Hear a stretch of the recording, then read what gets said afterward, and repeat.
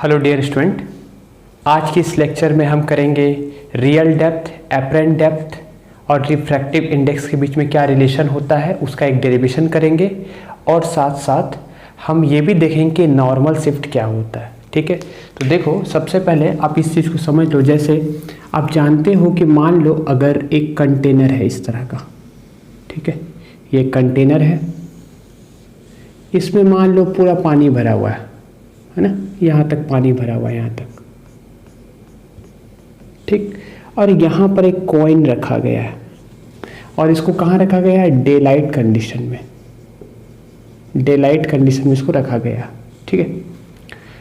तो आप जब यहाँ से देखोगे, यहाँ से, है ना, यहाँ से आप जब देखोगे नीचे की तरफ इस कॉइन को, तो आपको कॉइन थोड़ा यहाँ से देखोगे आप, ठीक है, यहाँ पर कॉइन है तो आप सीधा ऐसे देख रहे हो, है ना, कॉइन यहाँ थी मान लो ऐसी, तो आपको कॉइन थोड़ा ऊपर दिखाई देगा। यहाँ से यहाँ तक की लेंथ को क्या बोलेंगे? Real depth. ये क्या है? यहाँ से यहाँ की लेंथ को क्या कहेंगे? पूरी पानी यहाँ से यहाँ तक, इतनी एक्चुअल में डेप्थ है। यहाँ से लाइट जा रही है ना, यहाँ से आप देख रहे हो। एक्चुअली लाइट तो सब तरफ से जा रही थी इस पानी के अंदर, वो लाइट जा करके इससे टकराएगी कॉइन से, और कॉइन क्या करेगी? उस लाइट को रिफ्लेक्ट करेगी और वो रिफ्लेक्टेड रे को हमारी आँख क्या करेगी? रिसीव करेगी, ठीक है ना। लाइट सब तरफ से आ रही है, तभी तो डे लाइट लिखा हो, सब तरफ से लाइट आ रही है इस कॉइन के ऊपर। तो कॉइन क्या करेगी? उस लाइट को पहले लाइट आएगी, उससे टकराएगी, वो लाइट रिफ्लेक्ट होगी, उस रिफ्लेक्टेड रे को हमारी आंखें रिसीव करेगी। तो एक्चुअल में ये यहाँ से यहाँ तक क्या हो गया? Real depth. हमें यहाँ दिखाई देगा ऑब्जेक्ट, तो चलो मैं लिख देता हूँ इस पॉइंट को आई। तो यहाँ से यहाँ तक की डिस्टेंस क्या हो गई? इसको बोलेंगे एपरेंट डेप्थ। आप लिख सकते हो आर डी का मतलब क्या बताया? Real depth, real depth. और ए डी क्या है? Apparent depth. और यहाँ से यहाँ जो शिफ्ट हुआ है इसको क्या बोलेंगे? ये जो शिफ्ट है इसको बोलेंगे normal shift, that is NS. NS को क्या कहेंगे? नॉर्मल शिफ्ट, ठीक है। मतलब एक्चुअली में ऑब्जेक्ट यहाँ है लेकिन हमें थोड़ा सा ऊपर दिखाई देगा। क्यों?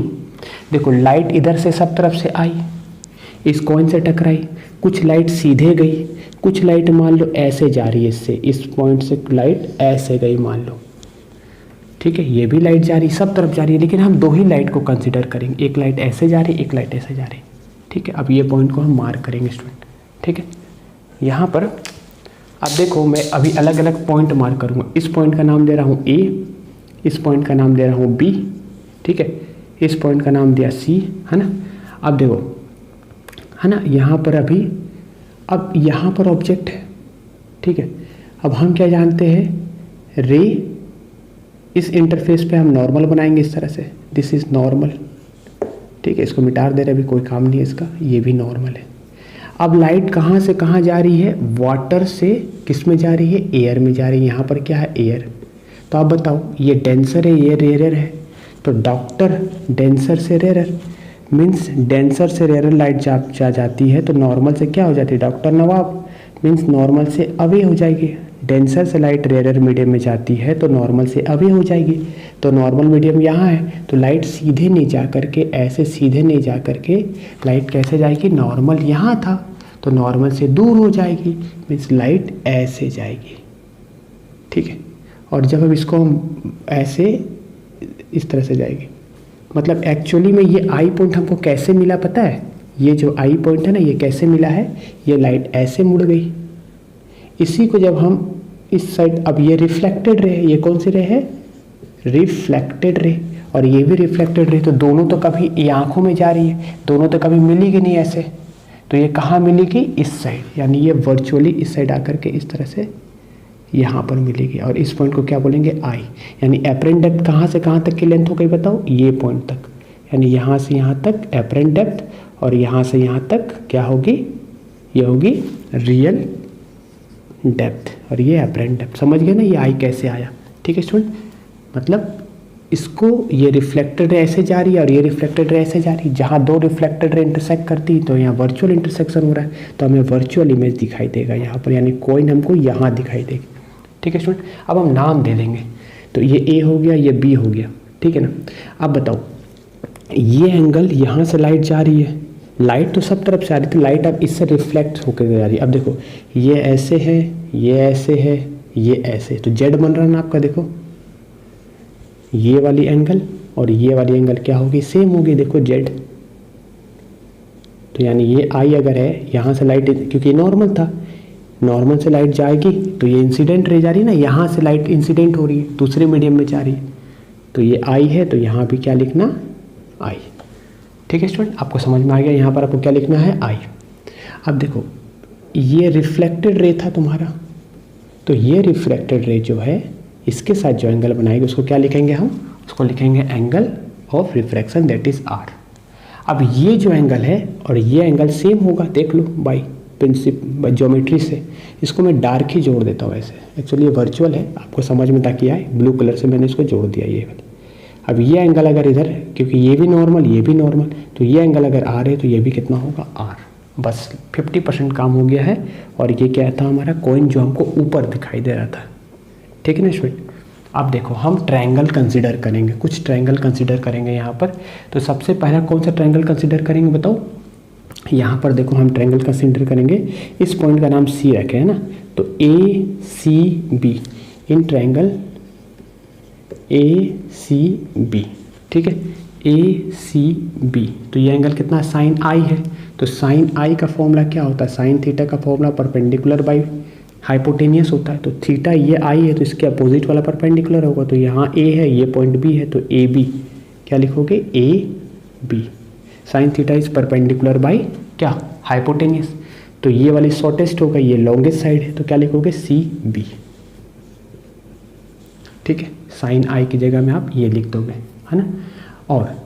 और आप क्या लिख सकते हो बताओ, है ना। अब सिंस ये तो साइन आई की वैल्यू होगी, उसी तरह साइन आर की वैल्यू क्या होगी, उसके लिए आप कौन से ट्रायंगल कंसीडर करोगे, in triangle A I B, in triangle A I B, दिख रहा है ना, ए आई बी, तो क्या होगा बताओ, साइन आर की वैल्यू क्या होगी, sine are is equal to, इसके अपोजिट ये परपेंडिकुलर है, means perpendicular upon hypotenuse, that is I B, या बी आई कहो कोई दिक्कत नहीं है, या आई बी कुछ भी लिखो कोई दिक्कत नहीं, बी आई या आई बी, है ना, ए बी और आई बी ऐसा लिखा मैंने।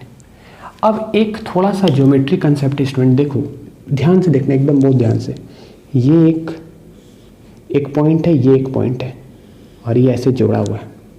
अगर इस पॉइंट को यहाँ ले आएंगे, नज़दीक ले आएंगे, मतलब अभी लेंथ तो आपको दिख ही रहा है, ये लेंथ बड़ा है और ये लेंथ छोटा है। अगर इस पॉइंट को मैं यहाँ ले आया, ठीक है, तो आप इसको ऐसे जोड़ दो, मान लो इस पॉइंट को अगर मैं यहाँ शिफ्ट करता हूँ तो लगभग ये और ये बराबर हो जाएगा। बहुत अगर करीब होगा ना ये दो पॉइंट, तो ये लाइन और ये लाइन आपस में क्या होगी, बराबर होगी। बात ये है कि ये दोनों रे हमारी आँखों के अंदर जाएगी, एक रे थोड़ी जाएगी। ये दोनों रे जो बी पॉइंट है, यहाँ पर जो बी पॉइंट था, इससे जो रे निकल रही है हमारी, यहीं पर तो हमारी आँख है। अब आँख की साइज जो है बहुत स्मॉल होती है ना, प्यूपिल के थ्रू लाइट जाती है इंटर, तो ये बहुत ही स्मॉल है। तो इसका मतलब क्या होगा, ए और बी काफ़ी नज़दीक होंगे, therefore A and B are very very near. ठीक है, वेरी वेरी नियर, बहुत नज़दीक होंगे वो। कौन से पॉइंट, ए और बी। अब जब ये दोनों नज़दीक होंगे स्टूडेंट, आप ध्यान से देखो यहाँ पर ये काफ़ी नज़दीक है, तो मैंने आपको भी कंसेप्ट बताया कि जब ये दोनों दूर है तो आपको दिख रहा है ये वाली लेंथ बड़ी है इससे, लेकिन अगर ये पॉइंट को मैं यहाँ ले आऊँगा, बहुत नज़दीक ले आया, एकदम यहाँ ले आया, तो लगभग बाई ज्योमेट्री ये दोनों क्या होता है, सेम होता है। ठीक है, तो हम क्या लिख सकते हैं, जब बहुत नज़दीक होगा बी इससे, तो हम क्या यहाँ पर चेंज कर देंगे, देखो सी बी, क्योंकि सी बी क्या है, सी बी ये लेंथ है, ये तो कोई लेंथ है नहीं, तो हम सी बी को क्या लिख सकते हैं, सी ए लिख सकते हैं। C B is equal to C A, समझ रहे हो, क्योंकि ये सी बी तो कुछ डिफाइंड लेंथ नहीं है, सी ए तो हमको पता है, सी ए क्या है, यहाँ से यहाँ तक की लेंथ, और यहाँ से यहाँ तक की लेंथ क्या है, रियल डेप्थ है, ठीक है ना। तो सी बी को हम अप्रोक्सीमेटली क्या लिख सकते हैं, क्योंकि वेरी वेरी नियर है, अप्रोक्सीमेटली सी ए होगा। एंड और क्या होगा बताओ, और देख लो उसी तरह ए बी तो कट जाएगा यहाँ पर, फिर है आई बी, एंड आई बी क्या होने वाला है बताओ, आई बी रफली किसके बराबर होगा, आई बी कहाँ है, ये आई बी है, तो आई ए के बराबर होगा या ए आई के बराबर होगा, रफली ए आई के बराबर होगा, क्योंकि ये लेंथ और ये लेंथ, ये क्योंकि बहुत नज़दीक है ना, ये पॉइंट यहाँ आ जाएगा, तो ये लेंथ और ये लेंथ बराबर हो जाएगा। मीन्स अपन लिख सकते हैं, क्योंकि हमारी आँख की साइज छोटी होती है तो दोनों पॉइंट नज़दीक में रहेगा, है कि नहीं, समझ में आपको आ गया होगा, है ना स्टूडेंट। तो आप ये समझ गए, इसके जगह में अपन ए आई लिख देंगे। अब स्नेल्स लॉ लगाओ इस पॉइंट पे, तो स्नेल्स लॉ क्या होता है, म्यू किसका, वाटर, स्नेल्स लॉ क्या होता है, साइन, यहाँ लिख लो स्नेल्स लॉ, इसको थोड़ा मैं रब कर रहा हूँ स्टूडेंट, आप इसको नोट कर सकते हो, यहाँ तक पहले नोट कर लो, आप नोट कर लो ये सारी चीज़ें,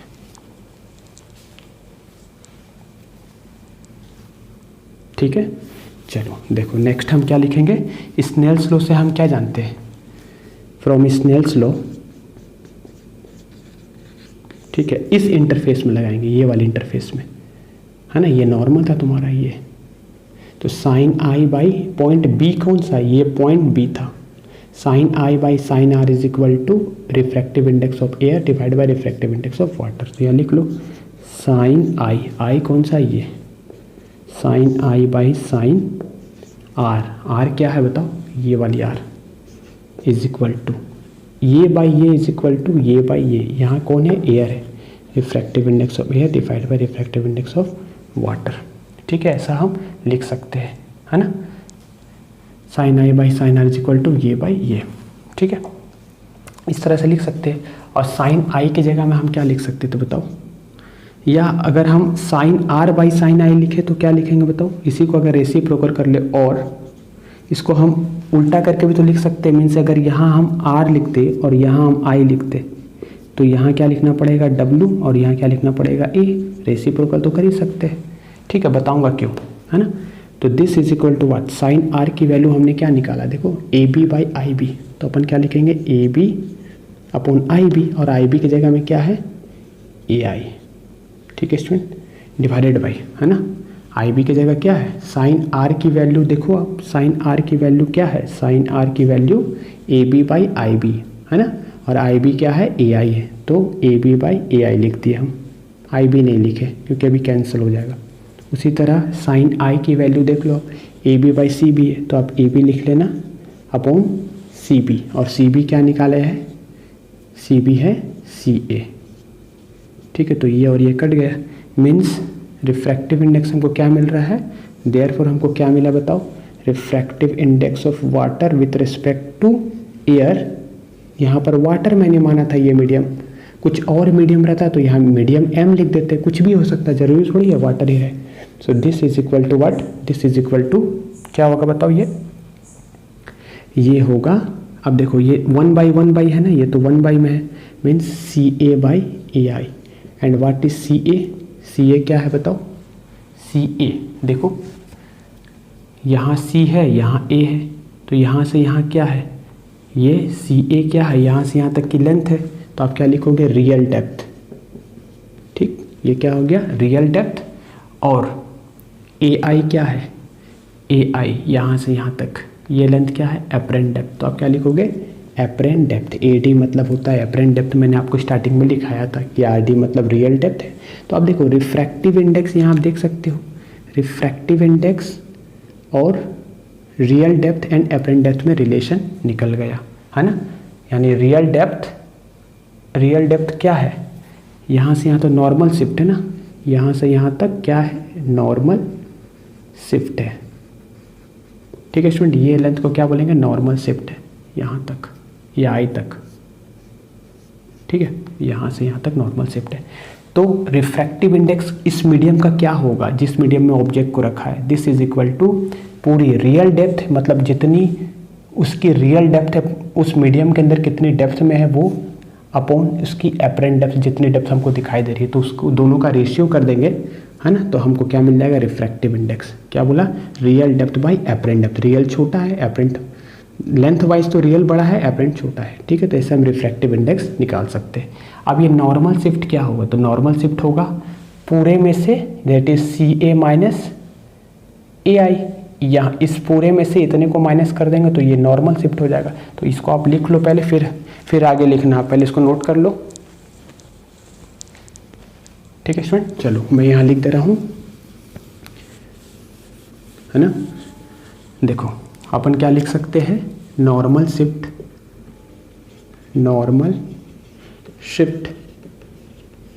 is equal to what, normal shift क्या होगा, ए सी या सी ए माइनस क्या होगा, सी